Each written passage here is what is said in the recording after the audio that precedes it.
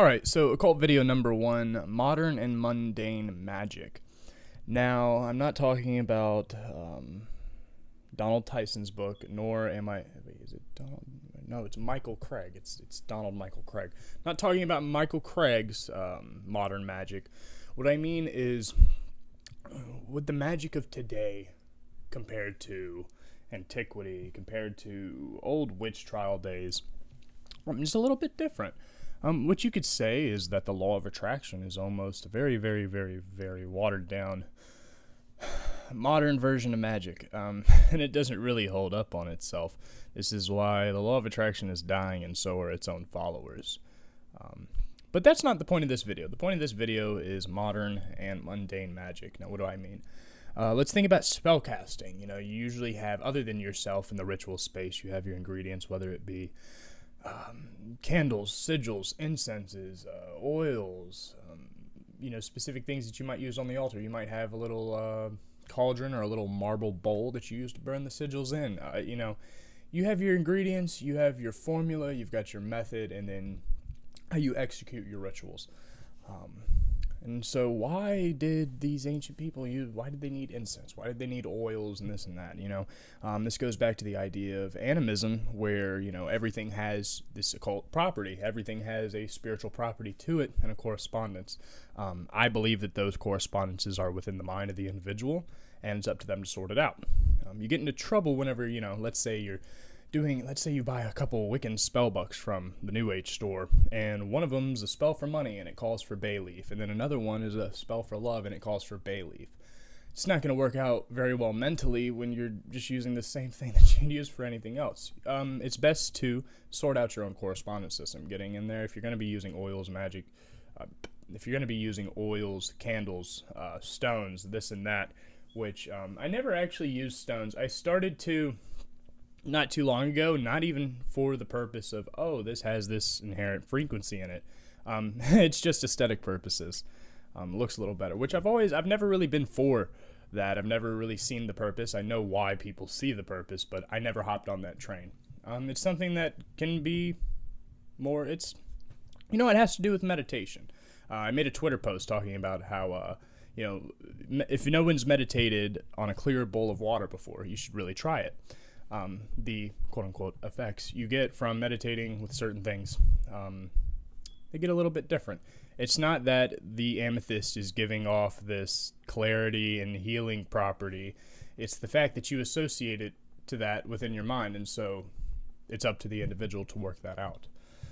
I don't know how anybody would go about proving these things. Every crystal, stone, gem book always has a different correspondence. I mean, of course, most of them say most of the same thing, but you get them a little mixed up. And so creating your own personal correspondence system is very important, in my opinion, of what I'd call modern magic. Now, mundane magic, what do I mean? So we've got our incense, our oils, our stones, the things, as I said, the stones I use for aesthetic purposes. You could replace that out with anything else, honestly, that you'd think looks nice or adds to the tranquility of your own ritual. Now, let's take the other things, the oils, the incense, the candles. Now, these are for your senses. These are to get your senses focused on a goal. It's not the fact that a red candle is going to make you more appealing. It's not that a green candle is going to bring you money. It's not that a blue candle is going to heal you. It's all of these things getting your mind to focus on one aspect. Meditation can get you to alter your perception, to alter your state of consciousness. Now, a lot of people, I don't like talking about consciousness, and you don't ever hear me talk a lot about consciousness. That's because people go to talk about it, and then they usually stretch on and make a lot of assumptions, and then they get on this big higher consciousness talk. And so you're not going to ever really find that here in this cult playlist, at least not yet. I'm sorry. But whenever it comes to consciousness and you're meditating, you can definitely see things from a different angle. And this is where you get the idea of disembodied entities giving you information. You have things pop into your head that wouldn't have normally popped into your head. It's almost as if a second Hayden had a thought. And this is what I think is behind a lot of spirit communication.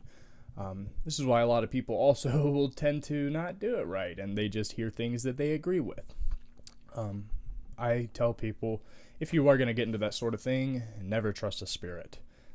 Do I believe that spirits are disembodied entities, or do I think that they're along the lines of thought forms?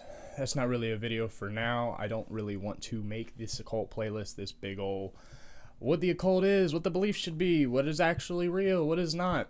I would like to just help people add to their own practice, because at the end of the day, if the practice doesn't hold up itself and you don't get anything from it, at least, then what's the point at the end of the day? So these candles, incenses, oils, and brews, they're getting your senses locked onto one specific thing. If you're doing a mercury ritual, and you usually use lavender, or cedar, which cedar in my book would correspond to Jupiter. But if that's how you do it in your book, keep doing it that way, so that if you are doing something mercurial, that brings your mind, it's like a psychological anchor. It brings it back to that exact moment of other times that you were working with something that was business related, travel related. This is why the personal correspondence system is so important. But what can we do to make our magic mundane, and why the hell would we want to? You can tend to get better results sometimes. As I said, everybody's different. You should definitely test things out. I don't think somebody should jump into the occult and just get on a path and go. And I know a lot of people say they don't do that, but sadly they do. They think that they've picked out that one among the rest. And we're going to talk a little bit later in this video about the unconscious and how it controls our behaviors and what we do. We might, in this cult playlist, talk a little bit about determinism, which people need to understand that determinism and fatalism are two separate things. But that's a whole nother topic. So what could we do to make it more mundane? Well, more modern, let's say. See, instead of incense, because the only purpose there really is for the scent, go and get yourself an oil diffuser. There's some pretty good cheap ones on the market, and let me tell you, they will smell and stink the whole room up. You won't be able to get away from the smell, no matter how far out of this world you are. But I think it's important. I think it's important for the occult to evolve. I know a lot of people don't want to use technology in their own pursuits, but I think it's important. Let's take visual. For the longest time, I've wanted to get a light set up, because in my quote-unquote temple room, there are shelves along the wall that I keep all my things on top of, in jars and boxes, etc. I wanted to, on the bottom end of those shelves, like wrap around on the inside so you can't see the LED lights, but I wanted to wrap the strips, because you can go to any Walmart, Lowe's, and they have these strip LED lights with a remote that'll usually have anywhere from 8 to 16 different colors. Best to get the 16 color. Because let's say you're doing a Mars ritual and you already have your candles, your sigils, you've got everything you need. You've got every tool you need, absolutely, whatever the book says, whatever you're working with. Because a Mars ritual that you find in a Wiccan book compared to like a Golden Dawn book is going to be completely different. Ceremonial magic has its own branches too. There's the Arm Solace, there's the Golden Dawn, there's Thelema. They certainly all have their own spins, and so the point here of this video is how you can modernize it and mundanize it in a way, because surprisingly, you might actually get better results doing that. It actually might make your energy rise, so to speak, way higher whenever you have all these lights flooding all over the room and the walls, this red light all around you. Not just that, but you've got your oil diffuser, and so the smell is actually really loud, and you can mix your own oils into there, right? So this is very important for your senses, and if your senses play a big role in magic, why wouldn't you want to do it? Why would you rely on an old, smoky, barely smellable incense?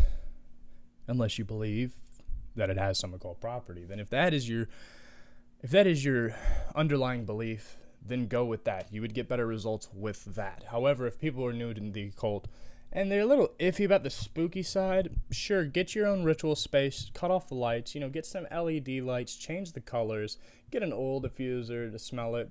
Hell, even if you want. The whole point of this is to do what you want. I know I say that there are no rules, so to speak, but there also are, and it has to do with the individual. As I said in the Spooky Black Magic Made Me Atheist video, magic is a very subjective art, and that's going to be very important in these videos, because this is why I'm mentioning the whole personal correspondence system. Sure, go off of the ones from the book, but you need to develop your own that actually make some sort of sense. Otherwise, what are you doing? But either way, getting back to the magic is a subjective art. the whole there are no rules, but there are rules definitely applies. For example, somebody had hit me up asking about using an altar that it was like a vanity, like I had a mirror and everything. And, I mentioned why I wouldn't do that. Number one, the whole Bloody Mary effect, where you go into a bathroom, you say Bloody Mary 3 times and look in the mirror. If you look in the mirror in general, your face is going to morph shape. And so that's where you get all the kids spreading around like, oh yeah, Bloody Mary will possess your face and she'll, do this whole possession. And so you think that you're possessed because you see your face morph and there's all this weird, mental stuff going on. But that's what it is. And so, honestly, I told this person, I said, I wouldn't have a mirror because it would just be very distracting. Sure, there would be times that I actually could call for a mirror. There plenty are. There's reversal spells, but not only that, you can use a mirror to get entranced that way. Stare at yourself like right here, watch your face morph a little bit. If that's something that for some reason gets you results, makes you feel good somehow, shit, try it. But then they mentioned, okay, well, I was thinking about I could also just put a black cloth over the mirror. And this is where I said, you can do that as long as, see, this is why the subjective personal side of occultism is very important, and the way you view things symbolically. See, whenever I think of a black cloth over a mirror, I think of death. This other individual didn't know what I was talking about, and so in that case, I was like, go and do it, because it has no correlation to that. I don't know where I heard it. I heard it a few times throughout my childhood. When somebody dies, you go home and you cover all the mirrors with black cloth.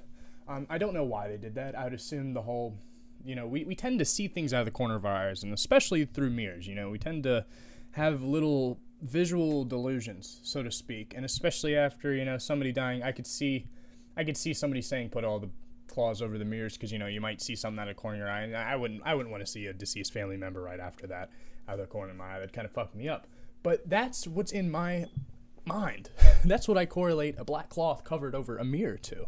And so for that other individual who it made no difference to them, they didn't even know that, sure, that absolutely worked for you.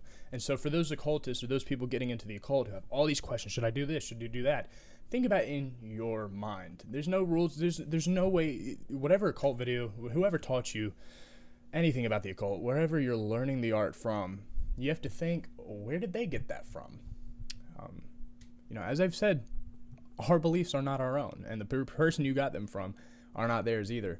Our beliefs are technically handed down to us, and throughout time, it is our job to logically pick them apart.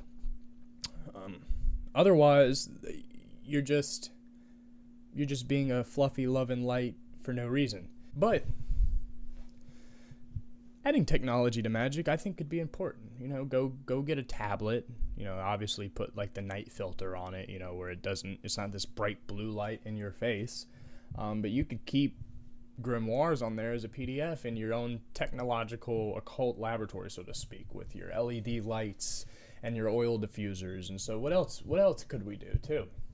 If somebody, take Frederick Xavier, he just posted a video on Patreon not too long ago. He was talking about the VR or the Oculus, and being able to actually draw out all the symbols and the sigils that you need during all your rituals. You can do whatever you want with that. That's a great way of thinking. That is modernizing and mundanizing magic, and I think it definitely needs its place, because as this country is slowly, and I know a lot of people don't want to recognize it, it's slowly moving away from religious dogma and more towards secularism. And then there's also another half that's moving away from religious dogma and moving over to like neo-paganism and that sort of thing. It's a weird diverge in the road, so to speak. And so I'm really curious as to where the world goes, to be honest. But in my opinion, I think we should drop off a lot of dogmatic beliefs. I don't think that you should care about getting your candle home and consecrating it in the moonlight for 7 nights. But that's just me. And so if I don't think that holds any weight, like, nursery rhyme magic, if it holds no weight to me and I do it, it's not going to get me any results. It's about what holds weight. Think about, you are at a wedding. Think about the last wedding you were at and how you felt, right? Really happy. You could have been really sad. You could have been jealous. You could have been miserable. Who knows? And let's say you find a coin on the ground and you're honing in on that feeling, and you're looking at the coin and you're just studying it, and you just put it away, right? Without a shadow of a doubt, if you know exactly which coin that was, and if you find it later, that same feeling will pop back up.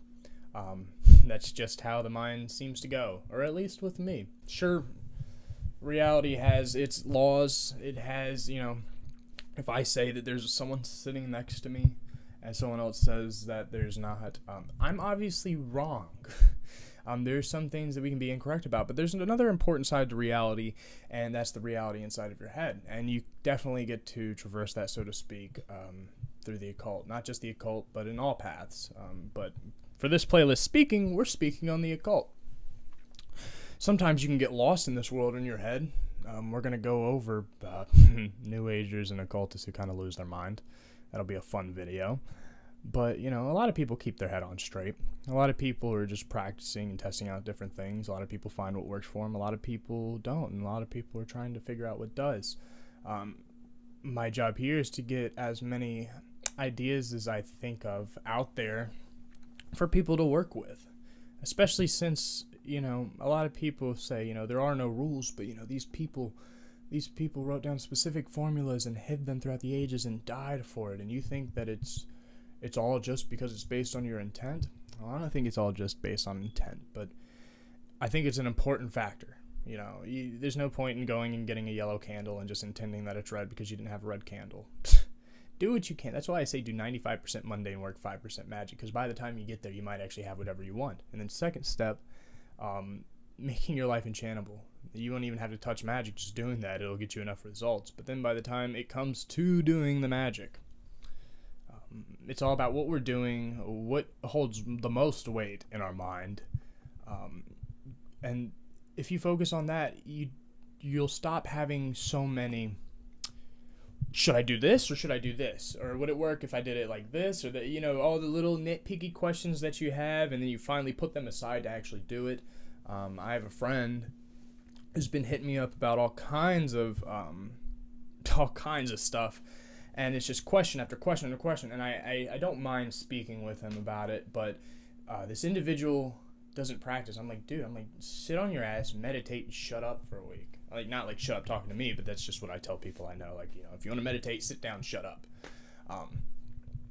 And the thing is, you can kind of get things going then. But the whole idea that these people just hid all this and died for it to keep it, and that's what gives it the validity, I think that's very empty. I think I could say the same thing about Jesus Christ.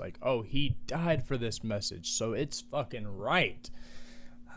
That's not the case. You can be completely wrong. You can be a fool and a martyr at the same time. I don't know why people think that it's... I don't know.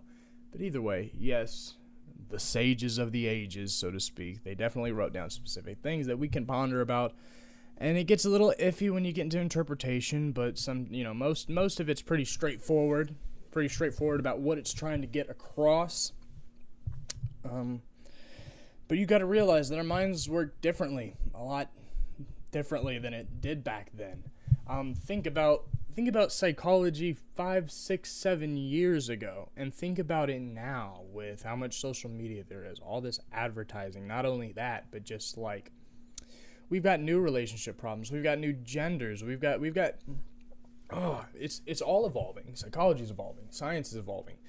Magic has to evolve. See, that's the thing about a religion, is that it can't really evolve.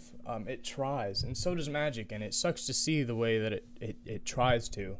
And it's why I like to say magic isn't scientific, because the moment you start doing that, from that moment, you're debunking yourself. From that moment, you're not doing anything good for yourself. I don't get why people say it is scientific. Magic is the most illogical thing out there. That I could grab this salt lamp and I could look at it in a way and I could just think of abundance and I could feel the abundance and it's great, and I go out and I just got a new car from it, and it's just because I was just fucking bleeding the energy, right? And then you can have someone over here that nuts on a sigil, and they're like, I got a car too from that. And so, no, it's the most illogical science that there would be if it is going to be a science. And so just throw the science out of the water. It's what it is it's an art. It's an art, and that's what it is. And when you start taking it like an art, you can really start to create, so to speak. See, there's the difference of watching a Bob Ross painting video and doing it along with them, and yours looks almost similar, but it's the same picture. And then there's a difference from that and actually creating something from scratch. And that's a really important part in magic, and that's something that a lot of ceremonial magicians can't wrap their head around. This is a really good perk to people who are pagans and Wiccans, and they really go outside their bounds in a way. And they get to the point, it's so illogical. And does it work? If it does for you, fucking great. Fucking great. Keep doing it. Test other things. The thing is that we don't need to say, hey, it must be this way. It must be a beeswax candle. And when you get it, you must cleanse it because all that other energy on it is residing in it, and you must get rid of it. It's going to mess up your ritual. And then you have other thoughts. You're like, is Saturn going to have a negative effect because it's in Leo and blah, blah, blah. And just, you don't need to overcomplicate it. You don't need to overcomplicate it at all. Go get an oil diffuser. Go get some LED lights. Go get an iPad. Go get, they have these journals called wave journals, right? And you can like draw on it You can draw on it. And I think what you do is you download this app and it scans it and it puts the drawing onto your phone. In that case, you could draw sigils and then put them onto your phone. Let's say you're someone who likes to use the orgasm technique when it comes to sigils. If you had some pure editing skills, you could technically edit that sigil into the background of a video in a way and almost have it subliminal. But here's the thing, since you know about it, is it even subliminal? Which brings me to the last part of this video that doesn't really have to do with modern or mundane magic. It has to do with the question I got recently on subliminal messages and videos. Do those messages work? Watching a video where someone's like repeating things and it's like under, it's called the ATL. You can't really hear it. Or you've got the ones that are like backmasked audios where it's like backwards. You've got the ones where there's a ton of people talking at the same time, so you can pick out words here and there. The question is, do these work? And when it comes to the subliminal side of the mind, the unconscious side of the mind is that it ruling your behavior cannot be consciously detected most of the time. Take the German and French wine experiment, where they played British music and then French music interchangeably. And both wines were the same price, and people tended to buy the French wine the day that French music was playing, and the British wine the day that British music was playing.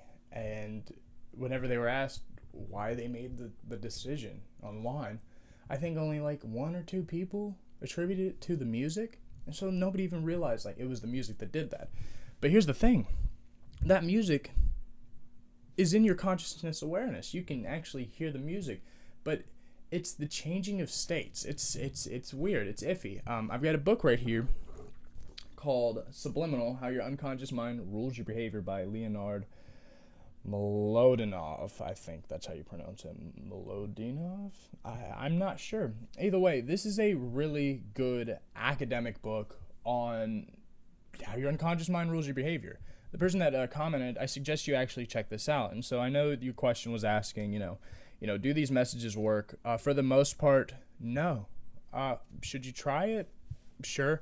When I quit smoking cold turkey, the day that I quit smoking cold turkey, and I was like, shit, I'm fine. I'll be fine. And I was like, just in case I'm not fine, why don't I do some subliminal message videos? And yeah, I played them for a week, still didn't smoke, still didn't even get the feeling to smoke. Now, do I know if that is what helped me? No. I just did it as an added-on influence.